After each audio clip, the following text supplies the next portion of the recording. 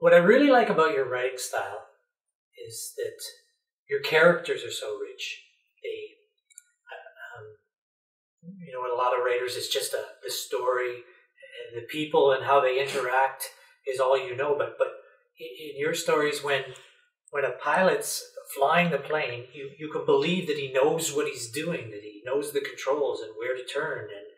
And when a doctor's in the operating room, he knows how to use the scalpel and the different medicines to use.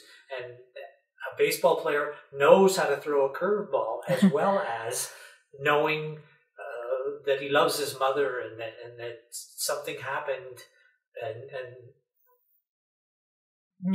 also that your places are so real. When I'm there, I'm in the story with you. I'm not just hearing what happens. I'm also there along with the characters.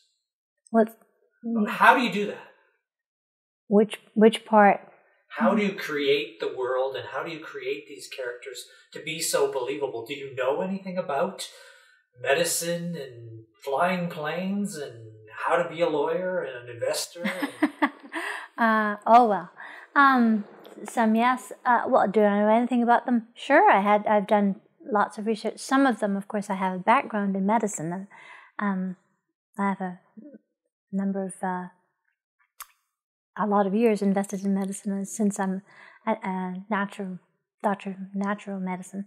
But I've been in operating rooms, and so yes. But in each particular situation, as we came on to, I wasn't familiar with exactly how each operation would go in that time, because when I learned 30, 40 years ago, not 40, 35 years ago, let's say, or give or take, in an operating room. This is not what we would do in 2000 or 2010. So I had to research, okay, what is the cutting edge now, and what would the doctor be using that they weren't using back in 1974 or 1975 when I was in attendance at an operating room. So yes, I know about that. I was an Air Force brat.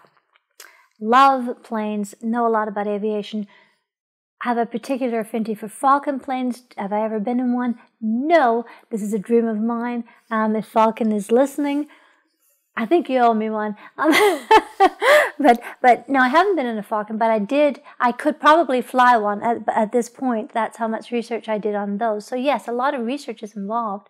But as far as the characters go, you mentioned the development of characters. And it's sort of like, well, you know how you hear people say, well, he or she is like an onion, you must peel them a layer at a time?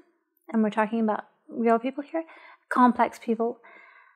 I would say that a character, and you start with this embryonic nascent form, and you build that character a layer at a time. But before you get very far into your finished onion, the character begins to tell you who it wants to be, he or she wants to be, even if he's a puppy dog, so then we'd be doing it. These characters, and even places, we'll call them characters too. Well, although that doesn't apply because places have a definitive feel and whatever, but we'll stick with people and living objects. They do tend to tell you or lead you to how they want to evolve.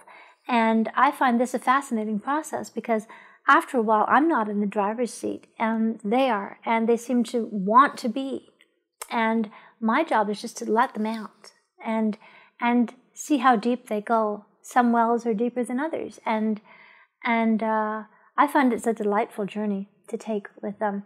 And I really don't think I could teach a class on how to do this. I think it's a gift that you're either given.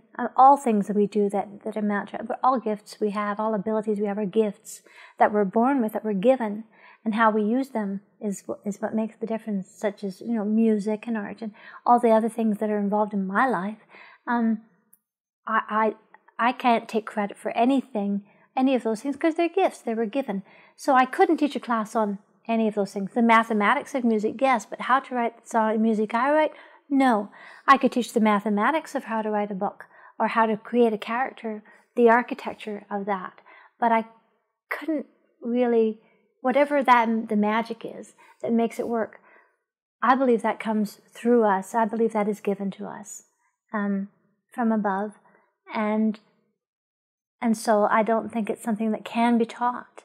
Perhaps I'm wrong, but that's how I understand it.